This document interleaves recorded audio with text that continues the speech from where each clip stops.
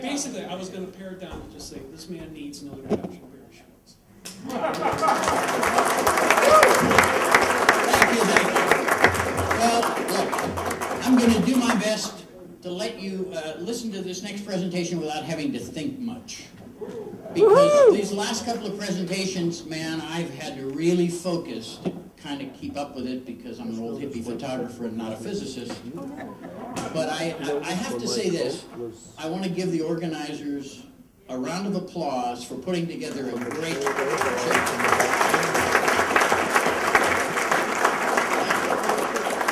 All right, well, what I'm going to do is quickly kind of give you a guided tour of Shroud.com because, you know, it's been around for almost 19 years. I keep putting stuff on it. It's grown so large that even I have trouble finding stuff on it. That's why we have a search engine, by the way. So what I'm going to do is I'm going to go through this as quickly as I can, but I'm going to keep a close watch on time. And if I don't get all the way to the end, I'll just pull the plug on it when the time is up, so that way the next person can get on. We can get out. Well, I left the coat when I... What? Sorry, my wife is hard of hearing. Oh, pardon me? Anyway, all right, so what I'm going to do is kind of take you on a quick tour through Shroud.com, and I'm going to have to read you some of this just so that you get a background on it. So, Shroud Touring website, first one online on January 21st, 1996. What started out simply as an effort to share some of the many photographs I made in '78, along with many of the other materials that I've sort of inherited over the years from some of the guys who've passed away. It's grown to become now the oldest, largest, and single most extensive Shroud resource on the internet. Now, somebody said, oh, you really thought to do that? I said, no way did I ever think to do that. I mean, you know, I never dreamed that I would be doing what I'm doing. Because you know the story, when I first was asked to join the team, I said, no way. Matter of fact, the guy that asked me, Don Devan, may he rest in peace, he and I just finished a 7-month project at Los Alamos National Laboratories, and he called me back, and I thought, aha, another project, more, you know, income for a self-employed photographer. And he said, no, he says, what do you know about the Shroud of Turin? And I kind of laughed, and I said, but Don, I'm Jewish. And Don laughed right back, and he said, so am I, remember? He was one of the other Jewish guys on our team. It's funny how that works. But it was actually Don Lynn, again, another one of the guys that's gone, who was head of imaging on Voyager and Viking and Mariner and Galileo, good Catholic guy. And a few months in, I was really impressed with Don being a NASA imaging scientist, and me being a technical photographer. But I remember saying to Don one day, gee, Don, what's a nice Jewish boy like me doing on this team? And Don Lynn looked at me and said, have you forgotten that the man in question's a Jew? And I said, no, I was raised in an Orthodox home, so I knew Jesus was a Jew, but that's all about it. That's all I knew about Jesus. And then he said, so you don't think God will want one of his chosen people on our team? And I did what you did. I laughed. I said, no, I never thought that. And he said, let me give you some advice. And probably the best advice I've ever been given. He said, Barrie, go to Turin. Do the very best job you can do. God doesn't tell us in advance what the plan is, but one day you'll know.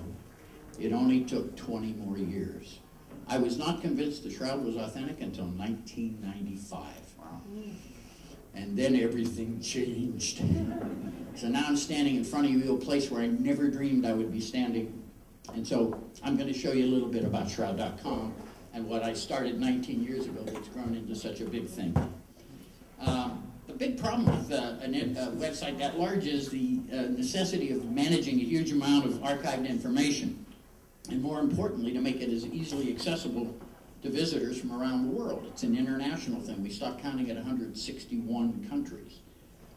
Purpose of the presentation is to overview the current contents and structure of the site to give you an idea of kind of how to use it so that you can find what you're looking for when you visit the website.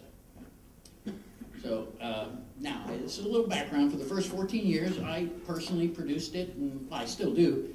But there's no advertising on Shroud.com because I felt right from the beginning that ads, because you know how it is on the internet, you never know what's going to pop up, and we're international, so that something you and I might not be offended by, somebody in Italy or in Spain or in Portugal or somewhere else could be offended by.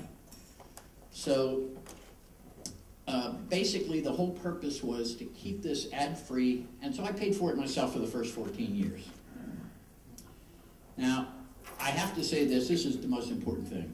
This could never have succeeded were it not for the generous cooperation, participation, encouragement of the many Shroud scholars, scientists, and researchers around the world who kept us abreast of their research, wrote new articles for us to publish, or allowed us to reprint their existing work.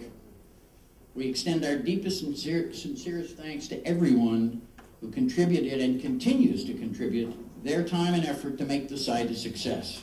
Now, let's take a quick look at Shroud.com. So the website's a little different now than it was over the years. It's evolved a little bit. We've kind of cleaned up the background. And the first thing I want to point out to you is that thing in red there. We have many of our pages in Spanish now.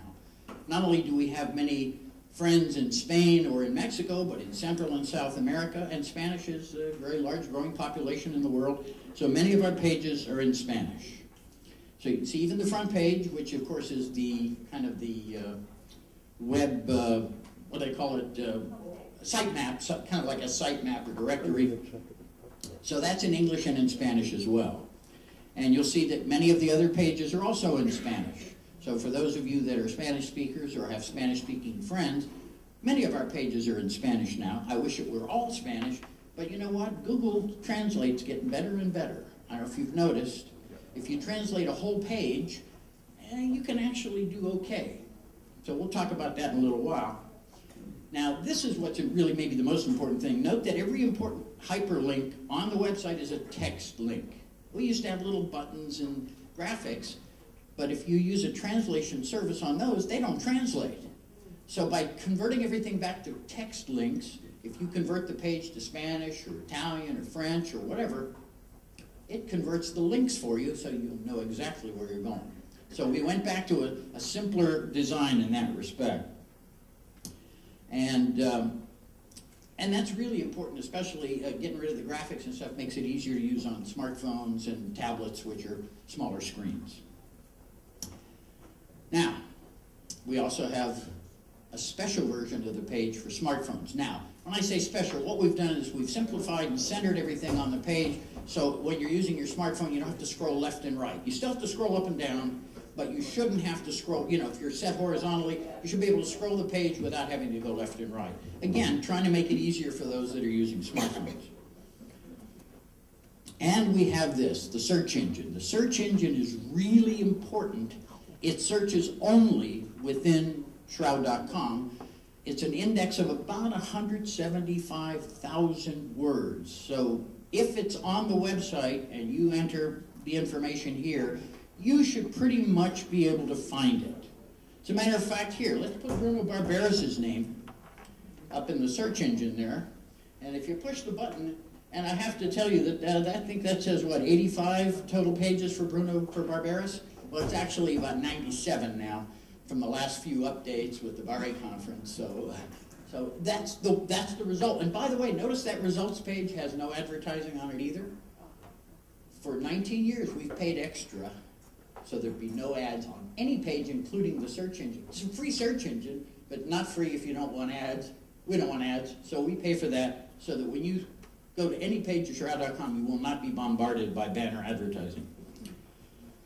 Now, this next page, I'm expecting that. Well, look, can I be real candid here, folks? Can I let my hair down and say that, and I've got plenty to let down in the back at least. Look, I'm Jewish, you already know that.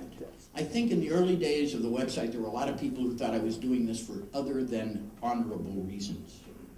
I'm serious. I mean, I'm not embarrassed to say that. There were people who thought I was probably doing this for some financial gain.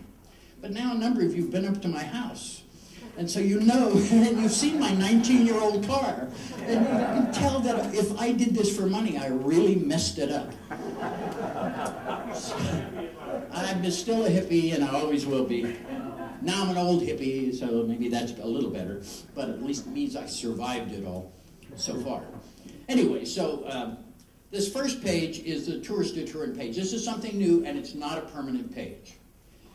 Each time that there's an exhibition of the Shroud, last time in 2010, we created a special page. We found a number of reputable tour companies that were planning tours to Turin. We worked with one of them. Full disclosure, we worked with one of them as a fundraiser, but we've listed a number of them because we don't want you to feel that we're forcing you in any one direction. But I will say this, with any tour company that you find out there, do your own investigation before you spend any money. Some of them have great reputations, but there are a few out there that have bad reputations. So choose wisely and carefully. Now on this Tours to Turin page, one of the things we've included is a direct link to the website in Turin, where the Archdiocese website, where you'll find the latest news about the Shroud, and just by clicking on that link. And as we go down here, some of the pilgrimage tour companies that take tours, mostly they're Catholic pilgrimage companies, but they don't care what your denomination or faith background is if you want to take a tour. And we work with Canterbury, but there are several others. At the bottom of the page, let me back up just quickly. One of the things we've included are some links to a reservation system that lists all the hotels of Turin. So those of you who aren't going to take a tour group and want to go over on your own, all the hotels in Turin are on this link, so you can go there and you can find it for yourself. Because we want to encourage people to go, and they can go whatever way works best for them. We're not pushing anybody to take a tour, because tours are expensive compared to going by yourself. If you just want to go to Turin, you don't need a tour. But at the bottom of the page is a gallery. And at this gallery, what we wanted to do is give you some idea of some other things to do in Turin, particularly if you're not with a group and you have more time. And the most important first thing on the gallery section of this page is the Sindone Museo, or the Shroud Museum, which is only a few blocks away from the cathedral. Within walking distance, I think it's 10 minutes walk, and about what, 12 euros to go inside? How much? 7. It depends on age. Groups. Okay, but the price to go in is worth it. It's a beautiful museum. You'll get to see the original reliquary that the Shroud had been stored in for a few hundred years. Secondo Pia's camera, Henriet's photographs, Pia's photograph, even a few of my photographs in the museum now. I'm very proud to say. The transmitted light photos that I made, since I'm the only one who ever did it, so a few of those in there. So the gallery page is important, and then below that gallery page, you'll see some of the other sites of Turin, the Basilica Superga, which is the burial crypt of the Savoy family, and the Mole, which is the kind of architectural landmark. And there's photos, but I'm not going to show them to you. Go look at the page yourself. Now, back to the front page. I've divided the contents into kind of two sections, the general and the in-depth content. Because for somebody who's coming for a quick look, you don't want to get into the depth of it all, then the things in the left column are probably most appropriate. And the most important one, and the first one, is the late-breaking news. Anytime we add anything to the website, we make note of it on this page. As a matter of fact, that's our February update. You see, it's been a little while since I've updated this PowerPoint. It's been a little busy lately. But on the late-breaking news page, you'll see that each major update has a table of contents. So it's kind of like publishing a magazine every time we do an update now, with a big table of contents and things. And you can see some of the things like 6 more issues of Shroud Spectrum. We have now completed, I believe it's 34 of the 42 issues of Dorothy Crispino's, may she rest in peace, Shroud Spectrum International, the first and only peer-reviewed journal that was specifically dedicated to the study of the Shroud of Turin. And Dorothy just passed away not too long ago. You've seen there's a beautiful memorial on our page with, I don't know how many, 30, 40 people from around the world that wrote comments. So, like I say, going to the late-breaking news page, if you get to the website and haven't been there in a while, go there first. Because if you go there, you'll see what the news is. Now, the cool thing about the late-breaking news pages, we archive them. That means if you had nothing better to do and wanted to see the evolution of Shroud.com, you could go all the way back to the very first year at the bottom of the page and work your way up and see kind of the evolution of Shroud.com as it's grown over the years. Then we have a page, this is kind of an archaic page by today's standards with all the high-res things that are up there and the apps and everything. But this was an Examine the Shroud page that for many years was really, I think, a valuable addition. It's, like I say, it's a little dated now, but let's say if I clicked on the face, it would show you a close-up of the face in black and white and color with a little description below it. And so that page, like I said, technology-wise, it's a little behind. It's a huge amount of time to try and change it into something bigger and better. And there are other sites like Mario Latendresse has Shroud Scope, which is a superb site, and I believe he's got the Durante photographs on Latendresse, which are excellent, beautiful photographs of the Shroud. So, so our page there is kind of obsolete in a way, but we'll leave it there. We don't take anything down. Once we put it on shroud.com, it stays there. And there's a reason for that. People use pages or links on our site as references in their papers, articles, or books. And if we take it down or move it, it kills those references. And so if we feel that it's worthy of putting it on shroud.com, then it's worthy to stay there forever. So, thank you. Frequently asked questions. Well, this is a page I don't update too much. See, there was a point in time before blogs and email became as prominent as it was, where, you know, there were typical questions. I would get the same email over and over and over again. I finally said, you know, why don't I just put a frequently asked questions page up, which I've done, but we haven't updated it much because those same questions still keep getting asked. It's funny about that. So they're up there. Now, this page, this comments on the restoration, as many of you know, in 2002, there was a restoration done to the Shroud. It was very controversial. It stimulated a lot of debate and kind of frustration in some places. And so what we did was we asked anybody that was a qualified Shroud scholar that wanted to make a comment to make a comment. And the page includes 14 comments by mostly prominent Shroud scholars giving their opinions on their feelings of the restoration. If you go to that page, you'll see my comment was, listen, it's been done, it's finished, it cannot be undone, so let's move forward. But people did want to kind of get it off their chest, so we provided that page, so you can look at that if you're interested. Then there's this page, a message from your host. Now, I guess maybe for me, the most important thing I've ever written on shroud.com is up at the top of the page. I've already gone past it. In the introduction, I remember the line, it says, given the facts, we believe you have to make up your own mind about this.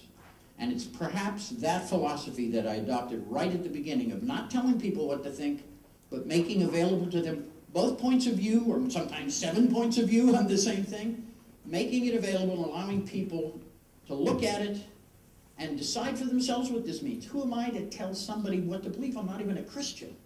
Okay? And people say this to me all the time. I say, look, the Shroud of Turin did not come with a book of instructions. The answer to faith isn't on a piece of cloth, but it perhaps is in the eyes and hearts of those who look upon it. And so our goal is to make it accessible and available with all the information we can compile and put there, but we're putting the hard part in your shoulders. You have to decide what it means for yourself. It would be pretty presumptuous of me to start telling people what to think or what to believe. Let's continue on. This is the Shroud of Turin Education and Research Association. That's the nonprofit that we created 5 years ago. I want to tell you, I'm very proud of the fact that I believe in the room right now are 6 of the 7 board of directors of STERA. The only one that's not here is Joan Rogers, the widow of Ray Rogers. She's pretty much disengaged from the Shroud world. But Joan was also involved as a member or part of the STERP team, and so I wanted her to represent STERP on our board of directors, and she willingly has done that. But the rest of us are all here. I'm not a board member, I'm just the president, but I don't have a vote. That's the way it is when you're a 501c3. But this page tells you about STERA. It gives you access to things that we're doing. We have a flyer and stuff, so you can check that out. I'm sorry, back it up. STERA Inc. Image Library. You know, I have this huge collection of not just my photographs, Ray Rogers' photographs, Mark Evans' photographs. And we want them to be accessible and available to people, so we have a page called the Image Library page. And when you go to that page, on the left, you'll see these little thumbnails, and you can scroll through about 300 of those. And if you click on one, and it'll launch it in the window on the right, a larger version. Now, we keep them reasonably small because I don't want any of my photographs to show up on glow-in-the-dark tea towels on eBay. I'm not making that up. That actually exists from one of the Henriet photographs. So we're very careful about it. People think, oh, you know, you always put your copyright on everything. It must be about the money. There are many people in here whose PowerPoint presentations today, they approached us with a list of the images they wanted for their PowerPoints, and how much did they cost you, Jeffrey? 0. Why? Because we're not going to charge. The only people we charge any money for using the images are the commercial entities, television production companies, commercial books, documentaries, because they already have a budget for that, and that is how Stera keeps the website ad-free, because we can make a lot of money with advertising and offend practically everybody in the world. So what's cool about this is, see in the bottom right over here, that little image info, you push that and you get a caption, the copyright information, the image size. So if you're a publisher, if you're an editor, if you're a picture researcher, or just somebody who's just interested in looking at a bunch of Shroud photos, you can do so on this page. But if you do need them, this is the page I send people to. They send us a list, and like Jeffrey did, we just send you the images. There's no charge for using them in an academic or educational manner. Only the commercial uses cost money. Links to more information. Well, that's pretty self-explanatory, so we'll just zip right through that. It's a page of, I don't know how many hundreds of links to things that over the years we've deemed to be worthwhile and essential. That includes all the other major websites, John and Rebecca's website. I can't think of them all, Richard Arario's website. So any important links that we come across or that come across my desk that we feel are worthy of everybody or sharing with everybody wind up on the links and more information page. Shroud Books Online. This is a page because there are a lot of books that are out there that are not readily available, but there are also many books that are available online. So, excuse me, we have one page where those books, mostly more recent books, we put them up there as an easy way to find the books that are available online, whether it's Amazon or directly from the authors in some cases, or wherever, often from publishers directly. And there's, you can see the sign is on there. Shroud centers and organizations. We have, I hope, just about all of them listed. And they're broken down by country. So you can see there's, I don't know, 12 or 13 countries, everything from the US to Spain, Italy, Portugal. And you can, so all the Shroud organizations out there, all they have to do is send us the information and we add them to our page. Simple as that. Shroud Speakers Directory. This is a page where people who are regular lecturers on the Shroud, we give them a listing on that page with some background information. And that gives people out in the world who are looking for a Shroud speaker for their event or for their organization, a starting place to find people who are potential speakers on the Shroud. And it gives you an opportunity for you to see what these people talk about, whether they charge anything, whether you have to pay for expenses or travel. All of that's in there. Comments from our viewers. This is a page that I stopped updating years ago because something called a blog was invented. Sometimes I'm not so thrilled about it. Are you here somewhere, Dan? Well, look, the blogs serve a great purpose. And even though I give Dan a lot of guff about certain things, Dan Porter, who has probably the main Shroud blog, I am so thrilled that Dan Porter built that blog, because now all the crazies mess with him and not me. Thank you, Dan. You didn't realize how much I appreciate your blog. Because they used to drive me crazy, and I would never give them a platform. But that's what blogs are for, to give people a voice. And so Dan has been kind enough and willing to go ahead and put himself on the line the way he has. So we're very happy for that. And so we don't have to worry about comments from our viewers too much anymore. Anyway, There's a page where you can send us an email or join our mailing list. Now you can swipe your smartphone on the code and QR code, and you can join our mailing list through that. You can just type your email address into the box. And by the way, we don't collect any information. We give you an option. You want to give us your name, address, or any of that info, you can. The only thing required to get on the mailing list, an email address. That's all you have to send. Okay? And we do have a website store. We do sell, if I'm already out of time? Oh, okay, cool. Well, that's all right. Website stores, a place where you can get a few things, some of our photographs, some of the things that we're offering, posters. For the first time in almost 20 years, Stera is actually selling a DVD of one of my lectures. We've never done that before, but I was fortunate enough to get a speaking engagement last year at an evangelical conference, which was pretty amazing, I thought. And they had a professional company there with multiple cameras and did an awesome job. Then they gave us each a complete set of all the discs from each conference. Russ Brialt was there as well. John and Rebecca were there. And they gave us permission to take the individual disc of our individual talk and distribute it ourselves. They actually gave us the rights to use it. So that's what that is. That was produced by them, but I repackaged it with their permission, and we're making it available. The website store, yes, you know there's a Ray Rogers DVD that I produced some years ago. It's about 30 minutes of Ray in his own words. We also offer a life-size replica, and this is one example of that replica. This one is in Auckland, New Zealand, and it also is in Manila in the Philippines. So we're going to go, it looks like we're going to probably not have time to get to, I've got a couple minutes yet, till 7? It's only 6:53. Keep going. Okay. The in-depth contents. Okay, the 78 exam, that's basically the STIRP information. That includes some photographs, a summary of their conclusions, which many people, I think, who included them in their talks today probably got them from that page. A complete bibliography of all the published papers of the STIRP team.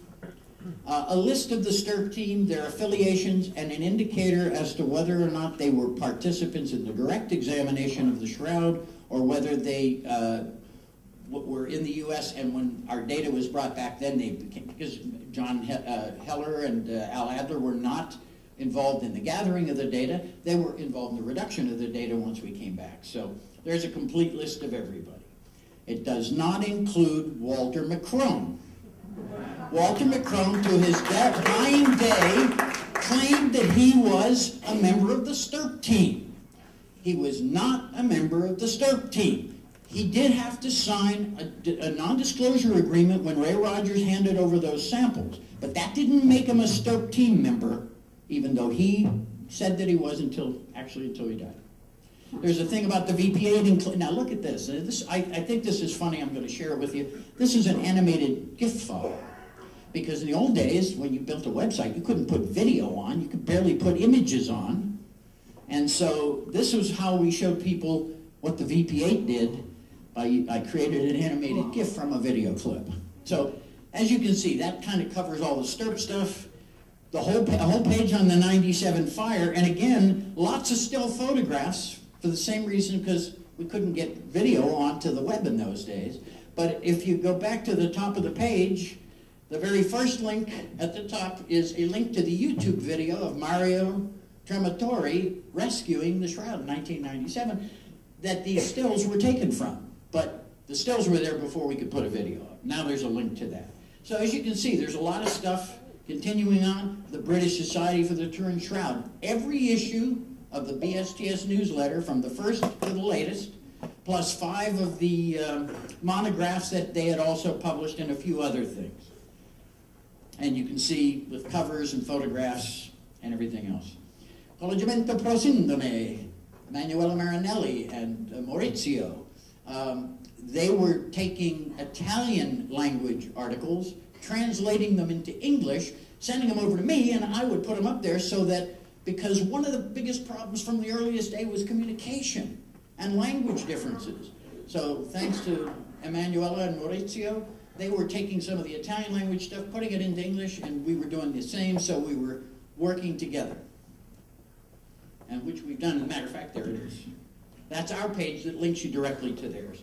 Religion and philosophy, I'm going to skip through that. Scientific papers and articles, this is just massive list. You notice there's 2 pages for scientific pages and articles. One page lists the articles alphabetically by title, and there's a little blurb that tells you about each article. But when you go to the website library version of it, the list, it's listed alphabetically by author's last name. I use that one most because, boom, you look up the author and you immediately find all their papers. Shroud book list, we are, thank you again, Emanuela. Where's Emanuela? Ah, there she is. Thanks to Emanuela and many other people, but Emanuela over the years has kept up on this. Anytime a new book comes out, she has sent me a list. Other people have done that, people from Spain, from Mexico, from Italy. And so that book list, I think, is the most comprehensive book list on the Shroud of Turin. Shroud Conference, I'm going to go past this real quick. Shroud Conferences and Symposia. We've done that for many, including most recently, Jorge. You see, you recognize that? This is from the Valencia conference last year, or 2012 rather. This is also from that. This is from the Panama conference. Sadly, Peter Soons couldn't be here because of health issues. This is from their conference. So we do this for most of the conferences. Some of the conferences do a very sophisticated website of their own, so we'll just link to that. But those who haven't or chose not to will include many of the articles ourselves, again, with the author's permission. Conservation and preservation is just a few articles that we separated out, a couple of them by Al Adler. This is kind of an old page, we haven't updated it much. Shroud exhibitions, well, you can imagine that page is going to be updated again soon. This is from the 2010 exhibition. And I'm actually almost down there. Shroud history, we started off with Ian Wilson's history, which is, pretty well known out of Blood in the Shroud. But we decided to only take it from 1347 forward, the documented, undisputed history. The other history earlier than that is so controversial. Our goal is to give you what we know for sure, not what is being speculated on. Listen, there's a couple of historians, Jack's here, Dan Scavoni's here, and certain things we just don't know. So what we've done is we've tried, and the cool thing about that page, they're little bullets. So it actually makes kind of interesting reading because they're short little bites. And you can see some of it here. I'm going to go through this real quick. I'm almost done, Joe. Sure. Shroud Spectrum International. I'm going to jump right to that. This is what I'm most proud of. Thank God. I wrote to Dorothy a couple of years ago. Mary Hines and I had gone to visit her in 2010 in Cavour. I wrote to Dorothy, got an answer from her son. I said, Dorothy, I think it's time that we archive Shroud Spectrum on the website. And it took about a month because she was no longer able to read her email. She wrote back saying she thought it was a great idea and gave us permission to reprint all of Shroud Spectrum on Shroud.com. This is the most important English language journal. Sindon is the other one, but it's in Italiano, so, so us Americans have trouble with that. But Shroud Spectrum, I'm very proud of that. And this is the page you'll see. You can go there, you'll see all the issues are there. We have the website library, I've already mentioned that to you.